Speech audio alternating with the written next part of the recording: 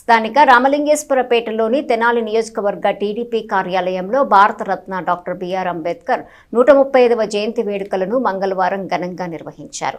ఈ సందర్భంగా అంబేద్కర్ చిత్రపటానికి నేతలు పూలమాలలు వేసి ఘన నివాళులర్పించారు.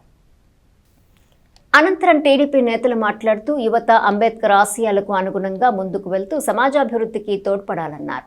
దేశ ప్రజలకు గొప్ప రాజ్యాంగాన్ని అందించిన మహనీయులు అంబేద్కర్ అని కొనియాడారు. రాజ్యాంగ రూపకల్పనలో ప్రధాన భూమిక పోషించిన గొప్ప వ్యక్తి అంబేద్కర్ అని ప్రశంసించారు.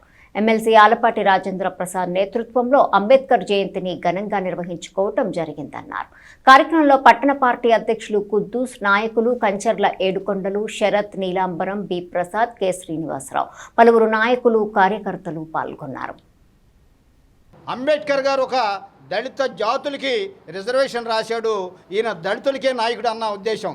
కానీ మన భారతదేశంలో జరుగుతున్నటువంటి పరిపాలన విధానం, గ్రామ పంచాయతీ దగ్గర నుంచి పార్లమెంటు వరకు, ప్రధానమంత్రి దగ్గర నుంచి గ్రామ పంచాయతీ వార్డు మెంబర్ వరకు కూడా ప్రతి ఒక్కళ్ళ పరిపాలన, వాళ్ళ విధులు, బాధ్యతలు అన్నింటినీ కూడా మనం రాజ్యాంగబద్ధంగానే ముందుకు వెళ్తూ ఉన్నాం.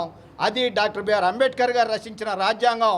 ఆ రాజ్యాంగం ప్రకారమే మన భారతదేశంలో అత్యున్నతమైనటువంటి పార్లమెంట్ దగ్గర నుంచి గ్రామ పంచాయతీలో ఉన్నటువంటి పంచాయతీ ఆఫీస్ వరకు కూడా భారత రాజ్యాంగం ప్రకారమే పరిపాలన కొనసాగుతూ ఉంది. కాబట్టి డాక్టర్ బిఆర్ అంబేద్కర్ గారిని, డాక్టర్ బాబాసాహెబ్ రాసిన అంబేద్కర్ రాజ్యాంగాన్ని నేను చూసుకొని ఆ రాజ్యాంగం వల్ల నేను పార్లమెంట్ అడుగుపెట్టానని చెప్పి ఆ మహనీయుడు, మా మహానేత ఆ రోజు అనడం జరిగింది.